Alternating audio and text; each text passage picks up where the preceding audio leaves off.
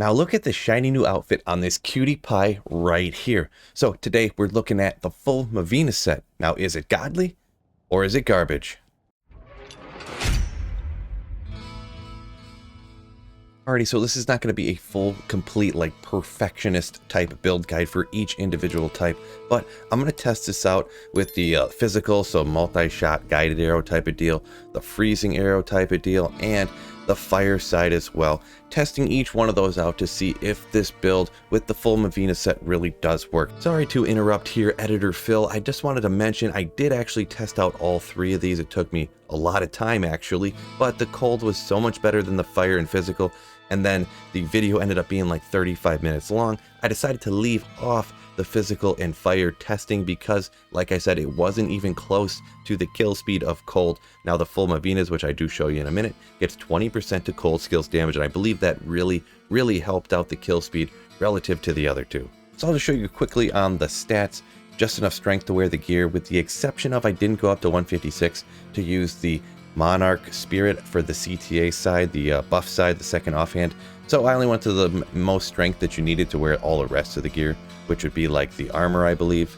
Down in the dex, we put enough dex to use the bow, which we needed 152. I'm at 153 here. Dump the rest into vitality. Right behind me, all the resistances are capped out. You actually get a ton of resistances from the gear, which we're going to take a look at right now. And the gear is the most important part. We're going to sit and talk about this for just a quick second. Because first of all, we're going to look at the full set. And most of the time when you talk about Mavinas, there isn't necessarily a reason to use partial sets for this, but we will take a look at it in just a second. I'll show you the full set bonuses here. 3 to Amazon skills, 100 to attack rating, 100 to defense, 20 to strength, 30 to dex, a huge 50 to all res, and actually you get 100 magic find on the full set bonus as well. So these are actually a bunch of really good like full set bonuses for it. But if you do notice, it's the bow, the helmet up here for the diadem, the armor, the belt, and the gloves. So a lot of very important like gear slots are being taken up by this set. So first of all, we'll look at the bow. The max damage on this is only up to 200, so it's not very high really at all, to be perfectly honest. It does have a very high attack speed with the 40% increased attack speed inherently on the bow, so at least you can be firing off arrows really quickly. And for the set bonus for this particular piece, 2 to bow skills, we got a chance to cast Nova on striking. Here on the diadem here, another 25 all res on top of the 50 that the full set has, and then the set bonus for the piece, 25 all res, 50% to attack rating, and a 1 to all skill. You get another skill up there, and you notice just this one as itself, another 30% increased attack speed. So a lot of increased attack speed on this set. Here for the armor, you can see it's got the minus requirements so that this Kraken Shell set piece doesn't take as much to use. But here we got 2 to passive magic skills. You got more to defense based on character level, more defense regularly. So it's got a lot of defense on there. You see it up over 1200. Down on the belt, interesting, it has faster walk run on it. Not a lot of belts that faster walk run. You get your mana leech out of the way here on your belt, and another 25 to all res on the belt. So just the set itself got me up from, instead of being on hell difficulty down at -100, it got me almost up to, I think it was like 50 res just by what's on all the set pieces. So your resistances are not going to be a problem while wearing Mavina's set. And here over on the gloves, we get dex and strength. Beyond that, you also get cold skill damage, which is interesting. You think that definitely would go to helping out those freezing arrows. So the percentage to cold skill damage right there. We're going to go ahead and take off. We'll just go ahead and, let's say you want to use Enigma just for an example. So we'll take off the armor, just toss it down here. Losing that full set right there, you lose a ton with all that stuff. You still get 20 to strength and 30 to dex based upon this 4-piece partial set, but you lose just a ton on that. That's 100 magic find, 50 all res, a ton. Here now you only get the 25. You lose that cold skill damage right here. You lose the attack speed up here. You lose just so much by not having the full set.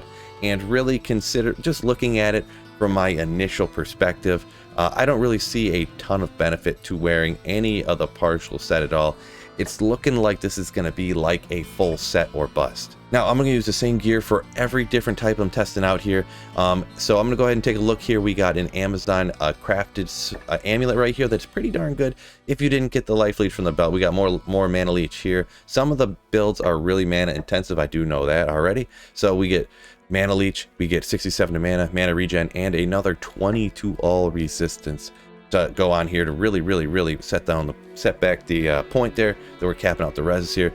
We've got some faster walk run boots here with magic find, some lightning res, hit recovery, because you want faster walk run. You don't have the enigma on, you're not going to be teleporting around. Run is what you're going to be doing. For the rings, we got a Raven Frost for Cannot Be Frozen, obviously, and then just a rare ring. We got more mana leech, we got some more dex, some attack rating and stuff like that on the ring. Torch and Annie, if you can get it. The Necro Torch, I understand. Threw it on there just to get more attributes and reses. And down here we got passive and magic skills and bow skillers. And we do have a Geed's Grand Charm as well. So first we're going to try out the cold arrow. For this build, obviously, we're maxing out the cold freezing arrow here and its synergies. Pretty basic. Javelin spear skills, you don't do nothing with that. We went ahead and maxed out Pierce, because we want that freezing arrow to go through as many monsters as it can, hitting them all and freezing them and dealing as much damage to as many different monsters as you can.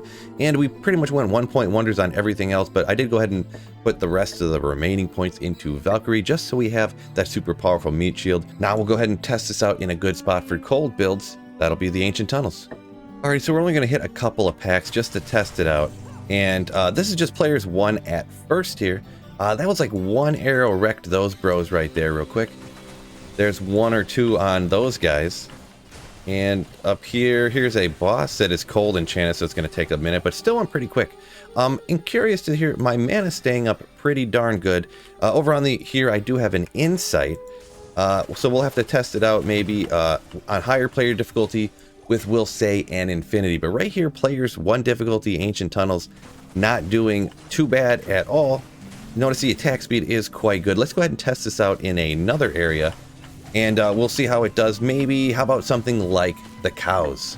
Alright, so now we are just in a players 1 cows here, but let's see how it goes. We got full giant herd here, and it is definitely working. And there is actually quite a bit of safety, because if you do hit the cows right by you with this cold arrow, it does instantly completely freeze them.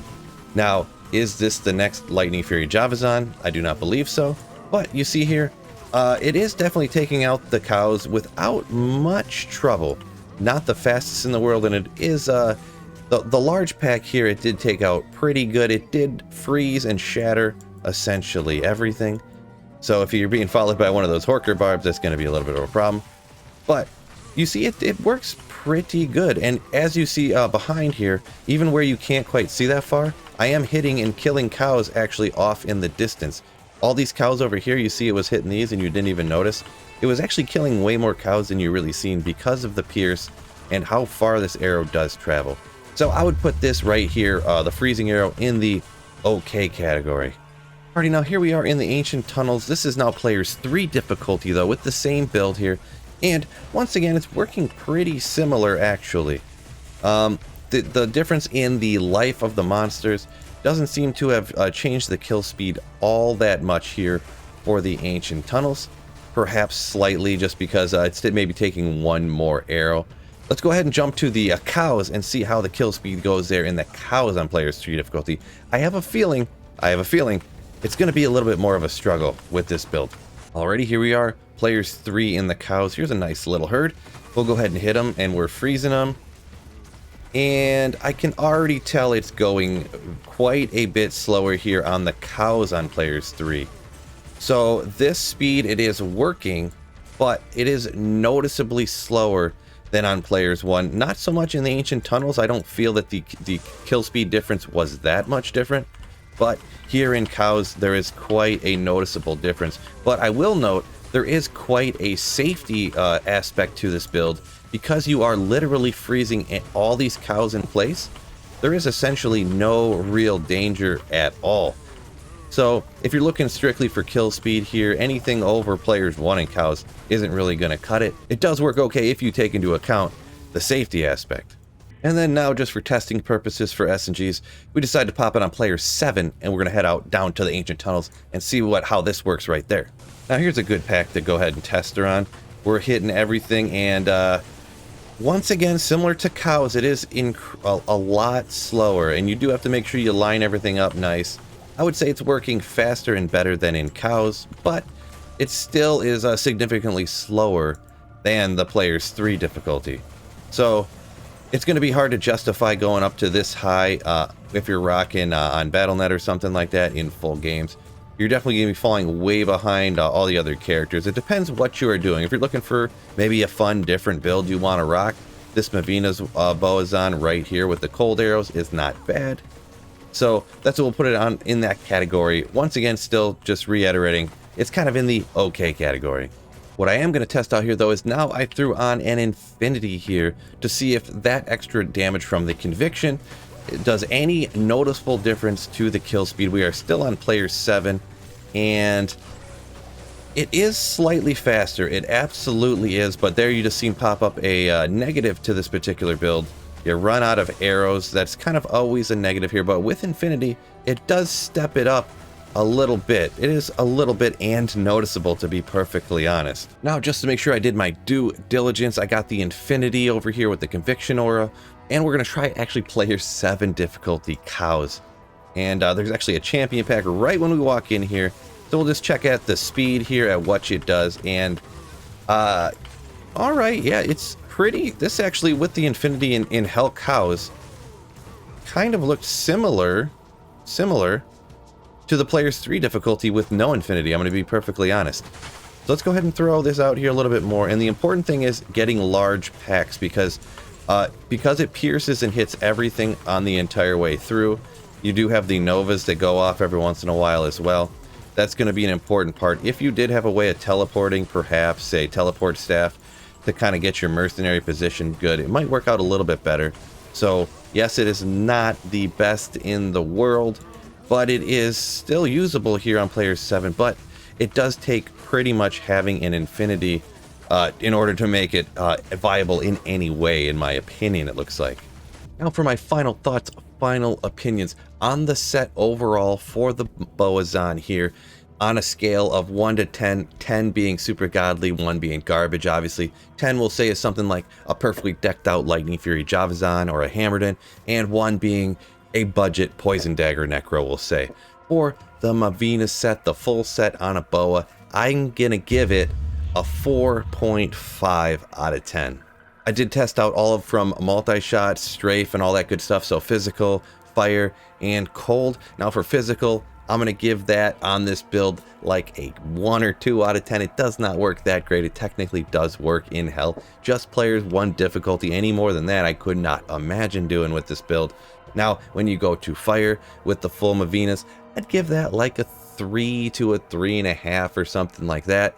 So it does work definitely better. You could bump up to like players 3 difficulty. Any more than that, it's not working that great. I wish they would get rid of that cooldown on Immolation Arrow. I'm not really change guy, but you know, I'm kind of more anti-change guy, but even that cooldown is just super annoying and really limits that a little bit. And as for cold, it's definitely the best. If we're going with just between the different skills, it is actually significantly, I think, better than the fire, because it gives you so much safety as well. If you like seeing me test out these full sets, check out this one up over here. That's the Immortal King set. Is that going to be godly or is it going to be garbage? Click on it and find out.